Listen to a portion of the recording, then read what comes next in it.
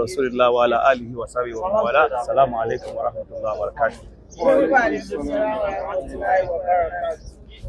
Níbi tí a wà yìí, ó ní àyè tán pè ní Uhud. Uhud jẹ́ òkè àti òkè.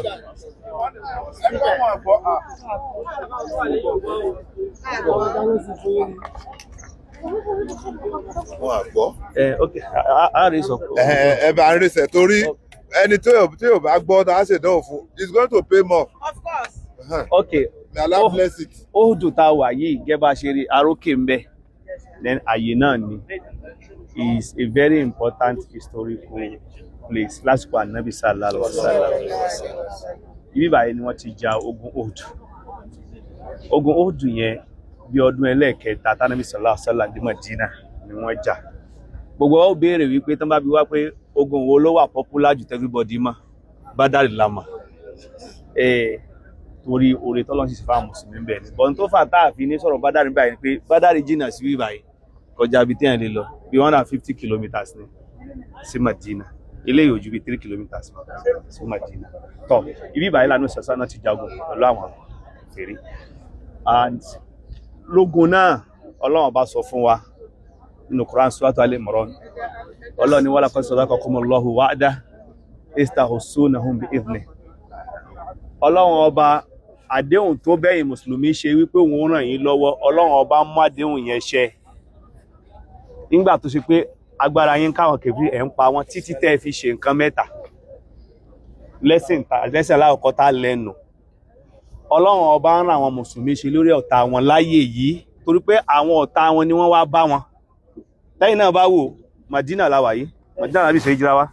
Mákà sí bí báyìí about bí 400 kilometers ni. Tán bá sọ pé èèyàn bá ń jagun bí báyìí ó yẹ kó yé èèyàn pé èèyàn tó wá láti bẹ̀yẹn ló wá béèrè. Ilé lòun wà. That is a very good point pé mùsùlùmí ẹ̀sà kìí bẹ̀rẹ̀ wàhálà pẹ̀lú ẹlòmíì. Wọ́n máa wá ń kó wàhálà bá lòun fẹ́ fi defend ara rẹ̀. Ọlọ́run sì ti ṣe ládéhùn pé anybody tó yẹ pé wọ́n bá fẹ́ fẹ̀kan kó wàhálà bá tó defend ara rẹ̀ òun ràn lọ́wọ́. So with the proximity of this place tí Madina ó yóò ń kálù pé wọ́n wá bá wọn ni.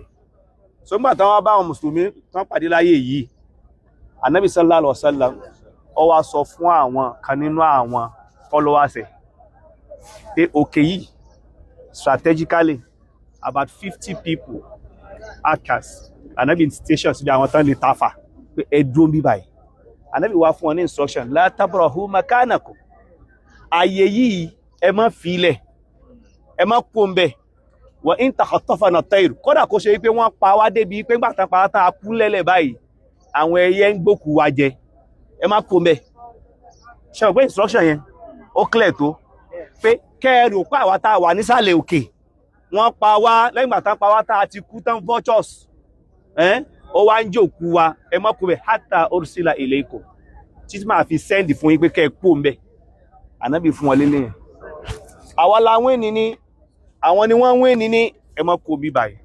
Ànábì sallallahu alaihi wasallam wọn mọ́ kan náà àwọn sàhábà à ń pè ní Abdullah ibn Jubair. Abdullah ibn Jubair kìí ṣe Zubairu. Zubairu ń bẹ, Jubair ń bẹ. Tá a bá ti ń sọ̀rọ̀ nípa the battle of Uhud is Jubair.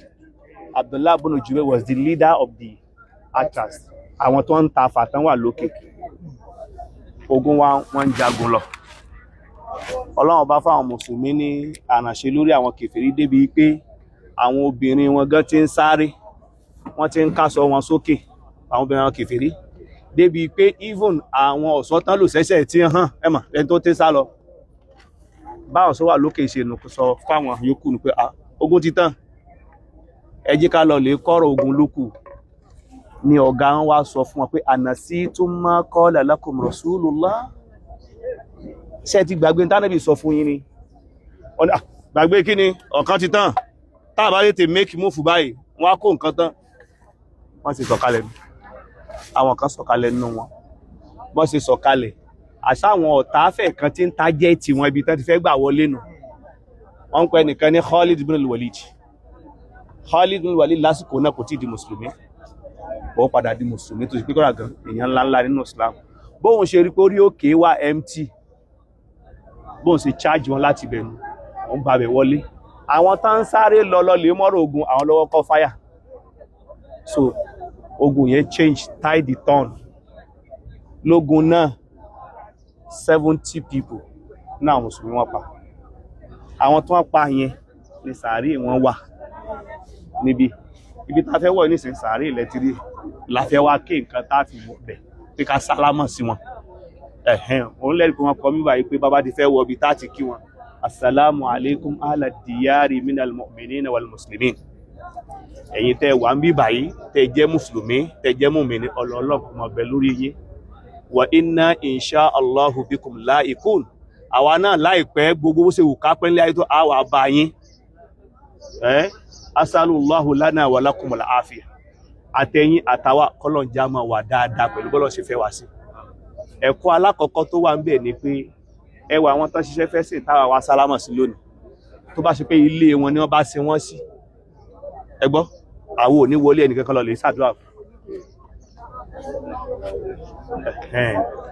ẹgbọ́ ẹ̀kọ́ alákọ̀ọ́kọ́ ni pé tán bá sọ pé tán bá ti délé ò ká sí àwọn òkú wa sí tẹ́ àǹfààní rẹ̀ ni pé kódà tí wò bá sí lára ǹdì gbogbo èèyàn tó bá lọ lè kí ó kù tiẹ̀ sálámà tó sálámà yìí yóò kò kù tiẹ̀ náà kò ní láàkì àdúrà anytime because public place ní tẹ́ ó jẹ́ ó bá kíp òkú rẹ̀ sílé ẹnu ìgbà tẹ́ bá sunkún lọ́sẹ̀ kan tí wọ́n padà síbi tó ti wá ọlọ Canada ní ọlọ́kíní kan kò sẹ́nìkan tí ó wọnú yàrá rẹ̀ tí ó ṣàdúrà fún alákọ̀ọ́kọ́ mi ẹlẹ́ẹ̀kejì ọlọ́run ọba wá rí fáàsì incident yẹn ní Quran wípé àdéhùn tọ́lọ́run bá bá yín ṣe pé òun ó fún láràn ṣe lórí wọn ọlọ́run mú ṣẹ títí tẹ́ fi ṣe nǹkan mẹ́ta hatta idha fashiltum tí tẹ́ fi ṣó ojo watanazatun tẹ́ ń fa ọ̀rọ̀ mọ́ra yín lọ́wọ́ Ànábì ní kẹ́ dóbi àpá náà kẹ́ṣe tó mí inú àwọn oníṣẹ́ ìfàǹfà ṣẹlẹ̀ wá asaitum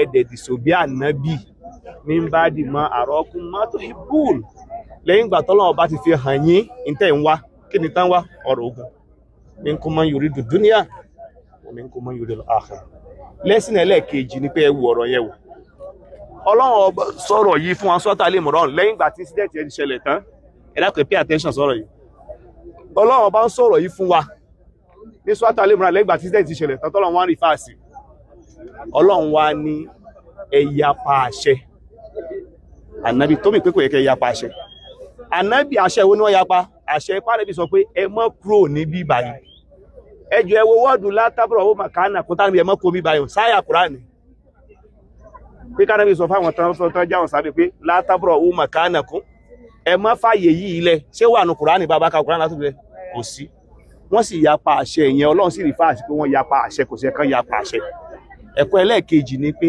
gbogbo tánàbí sọ̀sọ́là bá ti mú wá fún wa Kùránì ni kìí ṣe Kùránì ni tó bá sáà ti wà púrúfù pọ́dọ̀ rẹ̀ ló ti wá agbọ́dọ̀ tẹ̀lé ni o kìí ṣe Kùránì